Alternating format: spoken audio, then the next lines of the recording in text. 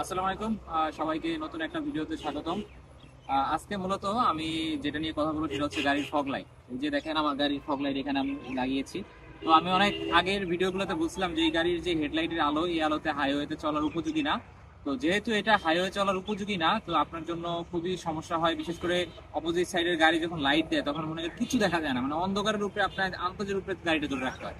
তো এটা খুবই রিস্ক, কারণ হাইওয়ের মধ্যে হঠাৎ করে কোনো হোল থাকলে আপনি যে কোনো অ্যাক্সিডেন্ট হতে পারে। তো সেই জন্য যদিও বাংলাদেশের আইনে ফগ লাইটের একটা নিষেধ আছে, বাট জীবনের জন্য এখন আমাকে লাগাইতে হয়েছে, বাট আপনাদেরকেও লাগাইতে হবে যদি হাইওয়েতে চালাইতে হয়।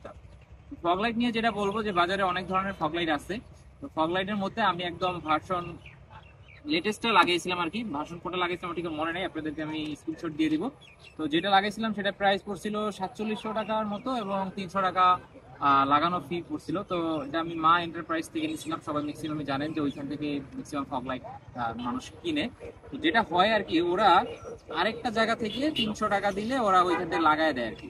তো ওরা বিভিন্ন জায়গায় দেয়, কিন্তু যেখানে দেয় আসলে এরা এত মানে দ্রুত কাজ করে যে ঠিক মতো কোনো মতো খালি কাজটা করে আপনাকে দিয়ে দেয়। তো আসলে এই জন্য আমার কাছে মনে হয়েছে যে আসলে নাম দেখে বা কোনো কেউ যদি একটু বেশি নাম করে ফেলে বা ফেমাস হয়ে যায়, তখন সেসব দোকানগুলোতে না যাওয়াটাই ভালো।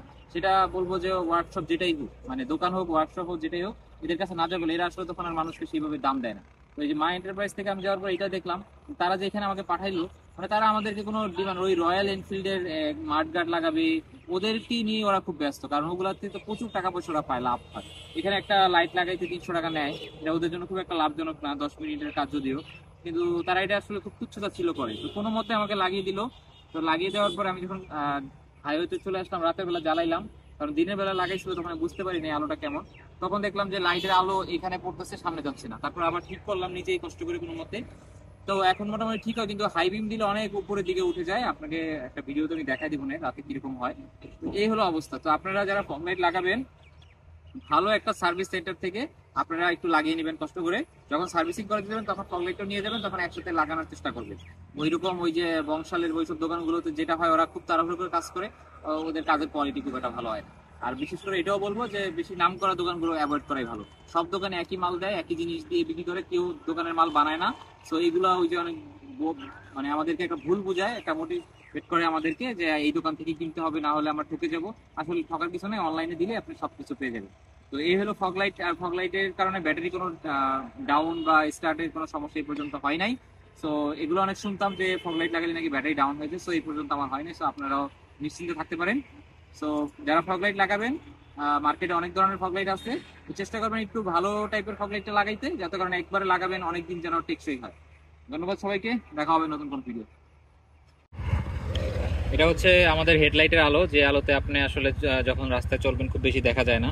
তো দেখেন এই যে আমি হেডলাইটের পরে এখন ফগ লাইটটা দিব। মানে এটা হচ্ছে আপার, ওই যে দেখেন অনেক উপরে চলে গেছে, এটা হচ্ছে সেট আপের খুব ভুল হয়েছে তাদের, সেজন্য।